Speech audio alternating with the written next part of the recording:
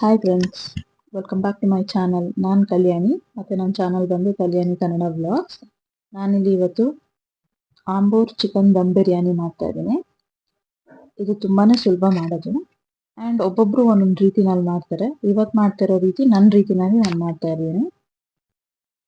And ಬನ್ನಿ ನೋಡೋಣ ಹೇಗೆ ಮಾಡೋದು ಅಂತ. ಫಸ್ಟ್ ಇದಕ್ಕೆ ಮಸಾಲ ಐಟಮ್ಸ್ ಹಾಕೊಳ್ತಾ ಇದ್ದೀನಿ. ಫಸ್ಟ್ ಒಂದು ಪಾತ್ರೆಗೆ ಎಣ್ಣೆ ಹಾಕೊಂಡಿದ್ದೀನಿ. ಎಣ್ಣೆ ಹಾಕಾದ ನಂತರ ಮಸಾಲ ಐಟಮ್ ಹಾಕೊತಾ ಇದ್ದೀನಿ. ಮಸಾಲ ಐಟಮ್ಗೆ ಏನೇನು ಚಕ್ಕೆ, ಲವಂಗ, ಏಲಕ್ಕಿ, ಕಲ್ಲು, ಜಾಪತ್ರೆ, ಆಮೇಲೆ ಅನಾನಸ್ ಹೂವು ಹಾಕೊಂಡಿದ್ದೀನಿ. ಸ್ವಲ್ಪ ಚಟಪಟ ಅಂತಿದ್ದಂಗೆ ನಾನಿಲ್ಲಿ ಲೆಮನ್ ಗ್ರಾಸ್ ಯೂಸ್ ಮಾಡ್ತಾ ಇದ್ದೀನಿ. ಪಲಾವ್ ಎಲೆ ಯೂಸ್ ಮಾಡ್ತಾ ಇಲ್ಲ, ನಾನು ಲೆಮನ್ ಗ್ರಾಸ್ ಯೂಸ್ ಮಾಡ್ತಾ ಇದ್ದೀನಿ. ಯಾಕಂದರೆ ಲೆಮನ್ ಗ್ರಾಸ್ ಫ್ಲೇವರೇ ಬೇರೆ ಪಲಾವ್ ಎಲೆಗಿಂತ ಚೆನ್ನಾಗಿರ್ತದೆ. ಹಾಗಾಗಿ ಅದೆಲ್ಲ ಸ್ವಲ್ಪ ಫ್ರೈ ಆದಮೇಲೆ ಈರುಳ್ಳಿ ಹಾಕೊಂಡಿದ್ದೀನಿ. ಈರುಳ್ಳಿ ಸ್ವಲ್ಪ ಗೋಲ್ಡನ್ ಬ್ರೌನ್ ಆಗೋ ತನಕ ಸ್ವಲ್ಪ ಚೆನ್ನಾಗಿ ಫ್ರೈ ಮಾಡ್ಕೊಬೇಕು. ಒಂದು 5 ನಿಮಿಷ ಫ್ರೈ ಮಾಡ್ಕೊಂಡ್ರೆ ಅದು ಗೋಲ್ಡನ್ ಬ್ರೌನ್ ಆಗುತ್ತೆ. ನಾನಿಲ್ಲಿ 2ರಿಂದ 3 ಈರುಳ್ಳಿ ತೊಗೊಂಡಿದ್ದೀನಿ. ಯಾವಾಗಲೂ ಅಷ್ಟೇ ಬಿರಿಯಾನಿ, ಪುಲಾವು ಈ ಥರದ್ದೆಲ್ಲ ಮಾಡ್ಬೇಕಾದ್ರೆ ಈರುಳ್ಳಿ ಸ್ವಲ್ಪ ಜಾಸ್ತಿ ಹಾಕಬೇಕು, ಚೆನ್ನಾಗಿರ್ತದೆ. ಸೊ ನಾನಿಲ್ಲಿ 3 ದೊಡ್ಡ ದೊಡ್ಡ ಈರುಳ್ಳಿ ತೊಗೊಂಡು ಹಾಕೊಂಡಿದ್ದೇನೆ.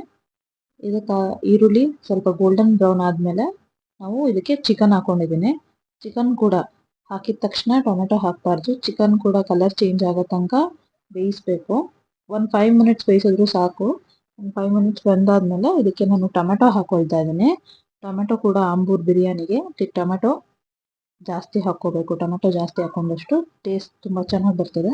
ನಾನು ಅದಕ್ಕೆ ಇಲ್ಲಿ ಟೊಮೆಟೊ ಕೂಡ ಒಂದು ದೊಡ್ಡ 3 ಟೊಮೆಟೊ ತೊಗೊಂಡು ಉದ್ದುದಕ್ಕೆ ಹೆಚ್ಕೊಂಡು ಹಾಕೊಂಡಿದ್ದೀನಿ. ಟೊಮೆಟೊ ಬೇಯಿಸಬೇಕು. ಒಂದು 5 ನಿಮಿಷ ಲಿಡ್ ಕ್ಲೋಸ್ ಮಾಡಿ ಬೇಯಿಸಿದ್ರೆ ಬೆಂದ್ಬಿಡ್ತದೆ. ಹಾಗಾಗಿ ನಾನಿಲ್ಲಿ ಲಿಡ್ ಕ್ಲೋಸ್ ಮಾಡಿ ಒಂದು 5 ಮಿನಿಟ್ಸ್ ಬೇಯಿಸಿದ್ದೀನಿ. ಟೊಮೆಟೊ ಬೆಂದ ನಂತರ ನಾನಿಲ್ಲಿ ಒಂದು 2 ಟೇಬಲ್ ಸ್ಪೂನ್ ಅಷ್ಟು ಶುಂಠಿ ಬೆಳ್ಳುಳ್ಳಿ ಪೇಸ್ಟ್ ತೊಗೊಂಡಿದ್ದೀನಿ. ನಾನಿಲ್ಲಿ ಅಂಗಡಿಯಿಂದ ತಂದಿರೋ ಶುಂಠಿ ಬೆಳ್ಳುಳ್ಳಿ ಪೇಸ್ಟ್ ಯೂಸ್ ಮಾಡ್ತಾ ಇರೋದು. ಮನೇಲಿ ಫ್ರೆಶ್ ಆಗಿ ಯೂಸ್ ಮಾಡ್ಕೊಂಡು ಮಾಡಿದ್ರೆ ಇನ್ನೂ ತುಂಬ ಚೆನ್ನಾಗಿರ್ತದೆ. ಬೆಳ್ಳುಳ್ಳಿ ಶುಂಠಿ ಪೇಸ್ಟ್ ಮಾತ್ರ ಮಿಕ್ಸಿನಲ್ಲಿ ನುರಿಯಲ್ಲ ಅಂತ ಅನ್ನೋರು ಶುಂಠಿ ಬೆಳ್ಳುಳ್ಳಿನ ತುರಿದು ಬೇಕಾದ್ರೂ ಯೂಸ್ ಮಾಡ್ಬೋದು. ನೆನಪಿರಲಿ, ಬೆಳ್ಳುಳ್ಳಿ ಸ್ವಲ್ಪ ಜಾಸ್ತಿ ಹಾಕ್ಕೊಳ್ಳಿ, ಶುಂಠಿ ಸ್ವಲ್ಪ ಕಡಿಮೆ ಹಾಕ್ಕೊಳ್ಳಿ. ನಾನ್ ವೆಜ್ಜಿಗೆ ಮಾಡ್ಬೇಕಾದ್ರೆ ಬೆಳ್ಳುಳ್ಳಿ ಸ್ವಲ್ಪ ಜಾಸ್ತಿ ಹಾಕಿದ್ರೆ ತುಂಬ ರುಚಿಯಾಗಿರ್ತದೆ. ಆಮೇಲೆ ಫ್ಲೇವರ್ ಕೂಡ ತುಂಬ ಚೆನ್ನಾಗಿ ಬರ್ತದೆ. ನಾನಿಲ್ಲಿ ಮೆಣಸಿನ್ಕಾಯಿ ಪೇಸ್ಟ್ ಹಾಕ್ಕೊತಾ ಇದ್ದೀನಿ. ಒಣಮೆಣಸಿನ್ಕಾಯಿ ಪೇಸ್ಟು ನಾನಿಲ್ಲಿ ಒಂದು 5ರಿಂದ 6 ಗುಂಟೂರು ಮೆಣಸಿನ್ಕಾಯಿ ತೊಗೊಂಡಿದ್ದೀನಿ. 4 ಬ್ಯಾಡಗಿ ಮೆಣಸಿನ್ಕಾಯಿ ತೊಗೊಂಡಿದ್ದೀನಿ. ಬ್ಯಾಡಗಿ ಮೆಣಸಿನ್ಕಾಯಿ ಯಾಕಪ್ಪ ಅಂದರೆ ಕಲರಿಗೋಸ್ಕರ ನಾನು ತೊಗೊಂಡಿರೋದು. ಗುಂಟೂರು ಮೆಣಸಿನ್ಕಾಯಿ ಖಾರಕ್ಕೆ ತಕ್ಕಂಗೆ ನಿಮ್ಗೆ ಎಷ್ಟು ಖಾರ ಬೇಕೋ ಅದು ನೋಡಿಕೊಂಡು ಗುಂಟೂರು ಮೆಣಸಿನ್ಕಾಯಿ ತೊಗೊಳ್ಳಿ. ಬೇಕು ಅಂದರೆ ಒಂದು 2 ಹಸಿಮೆಣಸಿನ್ಕಾಯಿ ಕೂಡ ನೀವು ಸೇರಿಸ್ಕೋಬೋದು. ಇಲ್ಲಿ ರುಬ್ಕೊಳ್ಳೋಕ್ಕಿಂತ ಮುಂಚೆ ನಾನು 1 ಅವರ್ ನೆನೆಸಿಟ್ಕೊಂಡಿದ್ದೀನಿ ಮೆಣಸಿನ್ಕಾಯಿನ ಬಿಸಿನೀರಲ್ಲಿ. ಸೊ ನೆನೆಸಿಟ್ರೆ ತುಂಬ ಸುಲಭವಾಗಿ ರುಬ್ಬೋದು ಆ್ಯಂಡ್ ಪೇಸ್ಟ್ ಕೂಡ ತುಂಬ ಚೆನ್ನಾಗಾಗುತ್ತೆ. ಇಲ್ಲ ತರ್ತರಿ ಆಗೋಗುತ್ತೆ ಟೇಸ್ಟು. ಹಾಗಾಗಿ ನಾನು 1 ಅವರ್ ಬಿಸಿನೀರಲ್ಲಿ ನೆನೆಸಿಟ್ಟಿದ್ದೀನಿ. 1 ಅವರ್ ನೆಂದರೂ ಸಾಕು. ತುಂಬ ಬಿಸಿ ನೀರು ಹಾಕ್ತೀನಿ ಅಂದರೆ ಒಂದು ಅರ್ಧ ಗಂಟೆ ಟೈಮ್ ನೆಂದರೂ ಸಾಕು. ಬಿಸಿನೀರು ಬೇಡ, ನಾನು ತಣ್ಣೀರಲ್ಲೇ ನೆನೆಸ್ತೀನಿ ಅನ್ನೋರು ಒಂದು 2 ಅವರ್ ಮುಂಚೆ ನೆನೆಸಿಟ್ರೆ, 2 ಅವರ್ 3 ಅವರ್ ಮುಂಚೆ ನೆನೆಸಿಟ್ರೆ ನೆಂದಿರ್ತದೆ. ಈಗ ಇದಕ್ಕೆ ನಾನು ಕೊತ್ತಂಬರಿ ಸೊಪ್ಪು ಮತ್ತು ಪುದೀನ ಸೊಪ್ಪು ಹಾಕ್ಕೊಳ್ತಾ ಇದ್ದೀನಿ. ಕೊತ್ತಂಬರಿ ಸೊಪ್ಪನ್ನ ಸಣ್ಣಕ್ಕೆ ಹೆಚ್ಚಿ ಹಾಕೊಂಡಿದ್ದೀನಿ. ಪುದೀನ ಸೊಪ್ಪು ಹಾಗಾಗಿ ಎಲೆ ಹಂಗಾಗಿ ಹಾಕೊಂಡಿದ್ದೀನಿ. ಬೇಕು ಅನ್ನೋರು ಅದನ್ನು ಪುದೀನ ಸೊಪ್ಪನ್ನು ಬೇಕಾದ್ರೆ ಸಣ್ಣಕ್ಕೆ ಹೆಚ್ಚು ಹಾಕೊಬೋದು. ಈಗ ಇದನ್ನು ಚೆನ್ನಾಗಿ ಮಿಕ್ಸ್ ಮಾಡಿ ಒಂದು 5 ನಿಮಿಷ ಹಾಗೆ ಬಿಡೋಣ. ಇಲ್ಲಿ ನಾನು ಪಾತ್ರೆಯಲ್ಲಿ ಮಾಡ್ಕೊಳ್ತಾ ಇದ್ದೀನಿ. ಪಾತ್ರೆಯಲ್ಲಿ ಮಾಡೋಕ್ಕೆ ಬರಲ್ಲ ಅನ್ನೋರು ಕುಕ್ಕರ್ ಕೂಡ ಯೂಸ್ ಮಾಡ್ಬೋದು. ಪಾತ್ರೆಯಲ್ಲಿ ಮಾಡಿದ್ರೆ ಏನಪ್ಪ ಅಂದರೆ ಅದ್ರ ರುಚಿನೇ ಬೇರೆ ಇರ್ತದೆ. ಕುಕ್ಕರಲ್ಲಿ ಮಾಡಿದ್ರೆ ರುಚಿನೇ ಬೇರೆ ಬರ್ತದೆ. ಸೊ ನಾನಿಲ್ಲಿ ಪಾತ್ರೆಯಲ್ಲಿ ಮಾಡ್ತಾ ಇದ್ದೀನಿ. ನಮ್ಮ ಮನೇಲೆಲ್ಲ ಪಾತ್ರೆಯಲ್ಲಿ ಮಾಡಿದ್ರೆ ತುಂಬ ಇಷ್ಟಪಡ್ತಾರೆ. ಹಾಗಾಗಿ ನಾನು ಪಾತ್ರೆಯಲ್ಲಿ ಮಾಡ್ತಾ ಇದ್ದೀನಿ. ಈಗ ಇದಕ್ಕೆ ನಾನು ರುಚಿಗೆ ತಕ್ಕಷ್ಟು ಉಪ್ಪು ಹಾಕ್ಕೊಂಡಿದ್ದೀನಿ. ಉಪ್ಪು ಹಾಕ್ಕೊಂಡು ಒಂದು ಟ್ರಿಪ್ ಹಾಗೆ ಮಿಕ್ಸ್ ಮಾಡೋಣ. ನೋಡ್ತಾ ಇರ್ಬೋದು ಆಗಲೇ ನೀವು ಎಷ್ಟು ನೀರು ಬಿಟ್ಟಿದೆ ಆಲ್ರೆಡಿ ಅಂತ. ಇದಕ್ಕೀಗ ನಾನು ಒಂದು 1/4 ಕಪ್ಪಷ್ಟು ಮೊಸರು ಹಾಕ್ಕೊತಿದ್ದೀನಿ. 1/4ರಿಂದ ಅರ್ಧ ಕಪ್ಪಷ್ಟು ಮೊಸರು ಹಾಕೊಳ್ಳಿ. ಮೊಸರು ಕೂಡ ಚೆನ್ನಾಗಿ ಟೇಸ್ಟ್ ಕೊಡ್ತದೆ ಬಿರಿಯಾನಿಗೆಲ್ಲ.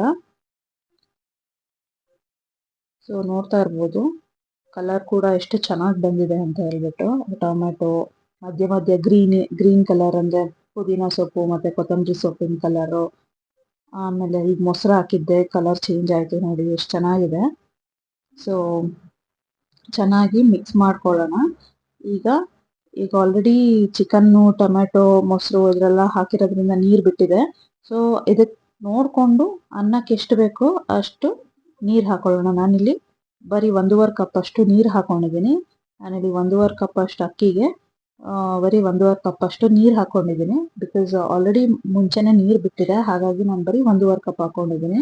ನಿಮ್ಮದು ಅಳತೆ ನೋಡಿಕೊಂಡು ನೀವು ಹಾಕೊಬೋದು.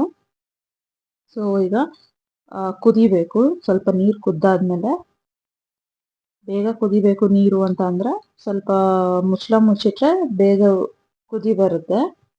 ಸೊ ನೋಡ್ತಾ ಇರ್ಬೋದು, ನೋಡಿ ಕುದೀತಾ ಇದೆ ನೀರು. ಇದಕ್ಕೆ ನಾನೀಗ 1.5 ಕಪ್ ಅಷ್ಟು ಅಕ್ಕಿ ಹಾಕೊಂಡಿದ್ದೀನಿ. ಅಕ್ಕಿ ಹಾಕೊಬೇಕಾದ್ರೆ ನೀರೆಲ್ಲ ತೆಗೆದ್ಬಿಟ್ಟು ಹಾಕೊಳ್ಳಿ, ಯಾಕಂದ್ರೆ ನೀರು ಆಲ್ರೆಡಿ ಇದರಲ್ಲಿ ಎಕ್ಸ್ಟ್ರಾ ನೀರು ಇರ್ತದೆ. ಮತ್ತೆ ನೀರು ಸಮೇತ ಹಾಕ್ತು ಅಂತಂದ್ರೆ ಬಿರಿಯಾನಿ ಗಂಜಿ ಥರ ಆಗೋಗುತ್ತೆ. ಹಾಗಾಗಿ ಸ್ವಲ್ಪ ನೀರು ತಕ್ಕೊಂಡೇ ಹಾಕೊಳ್ಳಿ. ಈಗ ಇದನ್ನ ಒಂದು 10 ರಿಂದ 15 ನಿಮಿಷ ಮೀಡಿಯಂ ಫ್ಲೇಮಲ್ಲಿ ಇಟ್ಟು ಬೇಯಿಸೋಣ. ತುಂಬ ಹೈ ಫ್ಲೇಮಲ್ಲೂ ಇಡಬಾರ್ದು, ತುಂಬ ಲೋ ಫ್ಲೇಮಲ್ಲೂ ಇಡಬಾರ್ದು. ಹೈ ಫ್ಲೇಮಲ್ಲಿ ಇಟ್ಟು ಅಂದರೆ ತಳ ಸೀದೋಗುತ್ತೆ ಆ್ಯಂಡ್ ಅಕ್ಕಿನೂ ಕೂಡ ಬೆಂದಿರಲ್ಲ, ನೀರು ಬೇಗ ಖಾಲಿ ಆಗೋಗುತ್ತೆ. ಆ್ಯಂಡ್ ತುಂಬ ಲೋ ಫ್ಲೇಮಲ್ಲಿ ಇಟ್ಟು ಅಂದರೆ ಒಂದು ಕಡೆ ಬೆಂದಿರ್ತದೆ, ಇನ್ನೊಂದು ಕಡೆ ಬೆಂದಿರಲ್ಲ. ಹಾಗಾಗಿ ಆ್ಯಂಡ್ ನೋಡ್ತಾ ಇರ್ಬೋದು, ಒಂದು 5-10 ಮಿನಿಟ್ಸ್ ಆಗ್ತಿದ್ದಂಗೆ ಆಲ್ಮೋಸ್ಟ್ ಈಗ ಆಗ್ತಾ ಬಂದಿದೆ. ಈಗ ದಮ್ ಕಟ್ಟಬೇಕು. ನಾನಿಲ್ಲಿ ದಮ್ ಕಟ್ಟಕ್ಕೆ ಏನು ಮಾಡ್ತಾ ಇದ್ದೀನಿ ಅಂದರೆ ಫಾಯಿಲ್ ಪೇಪರ್ ಯೂಸ್ ಮಾಡ್ತಾ ಇದ್ದೀನಿ. ಅದಕ್ಕಿಂತ ಮುಂಚೆ ನಾನಿಲ್ಲಿ ಒಂದು ಸ್ವಲ್ಪ ಬೆಣ್ಣೆ ಇಡ್ತಾ ಇದ್ದೀನಿ ಮೇಲ್ಗಡೆ. ಇಟ್ಬಿಟ್ಟು ನಾನಿಲ್ಲಿ ಫಾಯಿಲ್ ಪೇಪರ್ ಹಾಕ್ಬಿಟ್ಟು ನಾನು ಸ್ಟವ್ ಫುಲ್ ಸಿಮ್ಮಲ್ಲಿ ಇಟ್ಟು ಕ್ಲೋಸ್ ಮಾಡ್ತಾ ಇದ್ದೀನಿ ಲಿಡ್ನ. ಈಗೇನೆ ಒಂದು 5-10 ಮಿನಿಟ್ಸ್ ಇದ್ರೆ ತುಂಬ ದಮ್ ಆಗಿರುತ್ತೆ ಚೆನ್ನಾಗಿ, ಆ್ಯಂಡ್ ರುಚಿನೂ ಕೂಡ ಚೆನ್ನಾಗಿ ಬಂದಿರುತ್ತದೆ. ಈಗ 5-10 ಮಿನಿಟ್ಸ್ ಆಗಿದೆ. ಬನ್ನಿ ನೋಡೋಣ ಹೇಗೆ ಬಂದಿದೆ ಅಂತ ಹೇಳಿ. ನೋಡ್ತಾ ಇರ್ಬೋದು ಬೆಣ್ಣೆ ಅಲ್ಲಲ್ಲೇ ಮೇಲ್ಮೇಲೆ ಎಷ್ಟು ಚೆನ್ನಾಗಿದೆ. ಈಗ ಮಿಕ್ಸ್ ಮಾಡೋಣ. ಬೆಂದಿದೆ, ಎಲ್ಲದು ಚೆನ್ನಾಗಾಗಿದೆ. ಚಿಕನ್ ಕೂಡ ಚೆನ್ನಾಗಿ ಬೆಂದಿರ್ತಿದೆ. ನಿಮಗೆ ಚಿಕನಿಗೆ ಇನ್ನೂ ಸ್ವಲ್ಪ ರುಚಿ ಬೇಕು ಅಂತಂದರೆ ನಾನು ಖಾರದ ಪೇಸ್ಟ್ ಹಾಕಿದ್ನಲ್ಲ, ಅದನ್ನು ಚಿಕನ್ನ ಮ್ಯಾರಿನೇಟ್ ಮಾಡಿಟ್ಬಿಟ್ಟು ಹಾಕೊಬೋದು. ಈಗ ಆಗಿದೆ ಆಂಬೂರ್ ದಮ್ ಬಿರಿಯಾನಿ. ನೋಡ್ತಾ ಇರ್ಬೋದು ಎಷ್ಟು ಚೆನ್ನಾಗಾಗಿದೆ ಅಂತ. ಇನ್ನೂ ನನ್ನ ಚಾನಲ್ಗೆ ಇನ್ನೂ ಯಾರ್ಯಾರು ಸಬ್ಸ್ಕ್ರೈಬ್ ಆಗಿಲ್ಲ ದಯವಿಟ್ಟು ಸಬ್ಸ್ಕ್ರೈಬ್ ಆಗಿ ಅಂತ ಹೇಳ್ತಾ ಈ ವಿಡಿಯೋನ ಇಲ್ಲೇ ಎಂಡ್ ಮಾಡ್ತಾ ಇದ್ದೀನಿ. Thank you.